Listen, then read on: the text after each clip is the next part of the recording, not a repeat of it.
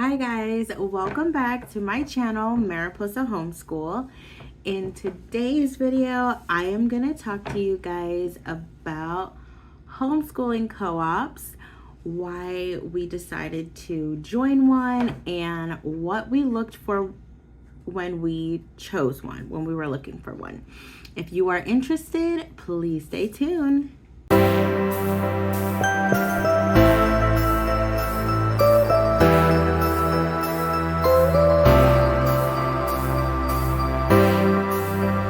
Hey guys, if this is the first time you have come across my channel, well, welcome. My name is Jatara and I am a homeschooling mother of two kids, one in kindergarten and the other in 6th grade, and I homeschool and work full-time, and I like to show that side of my life and some Christian living stuff sprinkled in there on my channel. If that sounds like something that interests you, I would love to have you as a subscriber. You can go ahead and click the subscribe button right down here. Actually, no, it's down here, sorry. And subscribe to my channel, and I'd love to have you as a subscriber. Okay, so we are going to talk about co-ops and why we joined a co-op, what led us or what led me into looking for co-ops, what I looked for when choosing a co-op, and all that kind of stuff. Okay, so for anyone who is not familiar with a homeschooling co-op, it is essentially a group of homeschooling families that come together, and we basically, they can be many different things, but they share resources, they play in group activities, they teach different classes. It can be as simple as, you know, having playground play dates, and as structured as like a small school. So they really can range from very super simple to very structured and, you know, like almost like school. If you are interested, you really have to do some research, because there are co-ops that are Christian based, there are secular co-ops, there are co-ops that meet once a week, there are co-ops that meet once a month. We first started homeschooling, it was at the beginning of the pandemic, and we actually started public school online. Then when we transitioned to homeschooling, I definitely didn't think that co-ops were something I was interested in, and I decided to give co-ops a try because a friend of mine from church actually started a co-op, and it seemed very chill, very relaxed.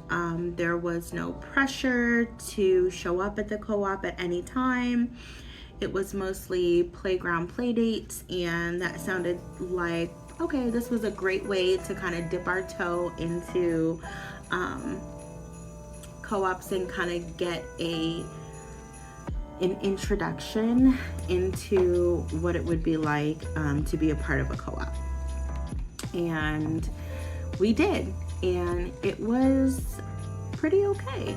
I really liked, one of the biggest reasons that we wanted to join a co-op in the first place was the social aspect. You know, when you are home all of the time, I work from home full-time. I also homeschool the kids, and that doesn't give you a lot of opportunity to meet people. It didn't give my kids a lot of opportunity outside of church to make friends, and it didn't give me a lot of time to interact with grown-ups. It was just my kids and my husband. So I was looking for friendships, and I was also looking for my children to build friendships as well. The second part is the shared teaching.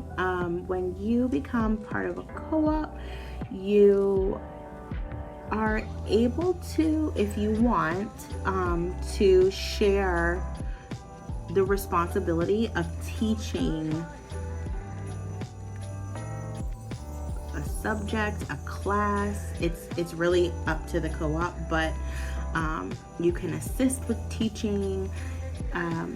But really, it's not. Let's say, for example, your co-op is about science, and you all meet once a week and do science together. So it's not up to you as a parent to just teach science to your children.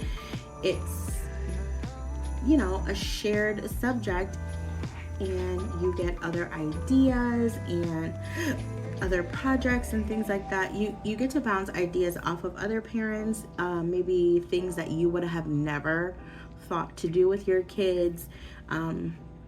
Your kids get exposure from, and ideas from other parents, which I kind of liked. You also get support as a homeschooling parent because you are around other homeschooling parents. So if there are maybe advice that you need, maybe it's a curriculum that you are interested in that somebody else is using, and maybe you wanted to talk to that parent about that curriculum and see how they felt about it. Like, you just get to network and chat and be around other homeschooling parents, and that was something I found appealing. And lastly, we had access to resources and activities that we just would not be able to if we were not a part of a co-op. So a lot of times co-ops have field trips and field trip opportunities that you would not be able to do if you were not part of a group. So sometimes museums or places of business will allow a group to come in and do a tour, but they would not allow that opportunity to just an individual. So you would be able to have access to some field trips and outings that maybe you wouldn't have access to as just, your family alone. And those points were some of the things that I thought about when I thought about joining a co-op, and the reasons why I thought maybe it could be a good idea for us. Now, I know that the option to do a co-op is not for everyone, and there are some potential concerns out there. Now, one of those concerns for me was the time commitment. I work full-time, so 40 hours a week I have to commit to for work. Now, I make my own schedule, so that is a little bit easier for me, but I did not want to sacrifice our school time for the co-op. So that is something that I had to make sure I kept top of mind when looking for a co-op. I wanted a once a week co-op, and a few hours was pretty much my maximum. And I didn't want something that was going to take up too much of our week, because we are busy. My kids are also in extracurriculars, and the day of the week was very important to us because we have other things going on other days. So that was a potential concern. Another concern was the cost. Most co-ops are not free. You have to pay to be a part of most co-ops. Now, the first co-op that we joined, it was free.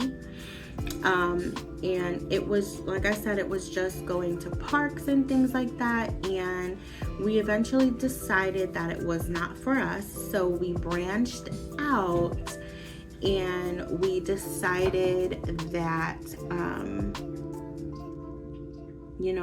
it was time for us to look for something that was a little bit more structured and had the potential for a lot of older kids, for potential relationships for my older son who was in middle school. The co-op that we originally started with had a lot of younger children, which was great for my then preschooler, but unfortunately there were not many kids my son's age, so we needed a diversity, and I was willing to pay for what we were looking for. So now the co-op that I am a part of, it is just a one-time cost. You pay at the beginning of each semester, and you pay like a family cost, I believe it is. I don't want to lie, but I think that's what I remember. It's just you pay for the family, per family. And another concern was that I did not want to go to a co-op, and I didn't want the co-op to feel like school for my kids. I didn't want my kids to go once a week and for them to feel like they were in a public school setting. That was not the point. I wanted them to have electives and for them to do fun things. So that was definitely, again, top of mind when we searched for a co-op.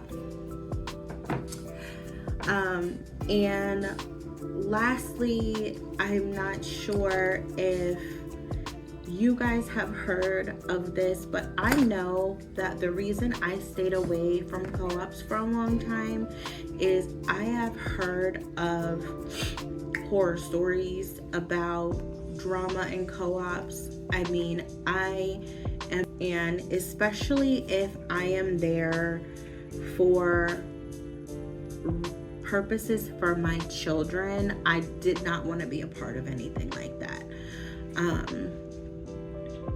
So, even in Christian co-ops, I heard of, they're just filled with drama and fighting and arguing and bickering, and I didn't want to be a part of anything like that, especially if I'm paying money. That I'm not paying money to be a part of something like that. No, that sounds like a waste of money to me. So that is, I'm not gonna lie, that's part of the reason why I stayed away from co-ops for a very long time. Now, I did a lot of research. Thankfully, I am in the state of Ohio, and I have preached this website so many times because it is amazing. Ohio Homeschooling Parents. If you are in the state of Ohio, that website has multiple registered co-ops on there. So if you are in Northeast Ohio, it has all the co-ops. If you are in Southern Ohio, it has all the co-ops. If you are in Central Ohio, it has all the co-ops.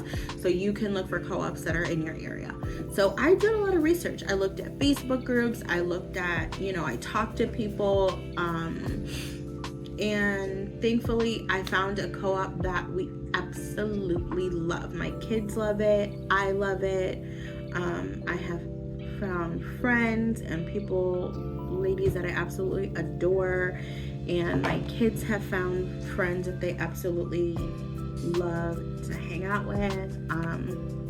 And it definitely is worth it for us. It's worth it. And I'm very thankful that we decided to take the leap and do it. If you are thinking about it, I would say do your research, and pray about it. That's all you can do. And if you get into a co-op and it doesn't work, that doesn't mean that co-ops are bad. It just may mean that that specific co-op is not for you, and you may have to just try a different one. We ended up trying the third co-op that we ended with is the one that we stuck with, and we've been in this co-op for a year now, and we absolutely love it. If you have questions for me, I would be happy to answer them. Leave them in the comments down below. I encourage you guys, if you feel it in your heart, or you feel like something is missing, give it a try. I know that there are wonderful online communities, but there is something to be said about face-to-face social interaction. I am more of an extrovert. I need to be around people, so for me it was and my kids, it was a no-brainer for us to become part of a co-op. Don't let fear hold you guys back. Just give it a try. That's all I can say. If you haven't already done so, give this video a thumbs up. If it was encouraging, you liked it, please don't forget to subscribe to the channel if you have not already done so. And I will see you guys in the next video very shortly. And happy holidays and Merry Christmas to everyone. Bye.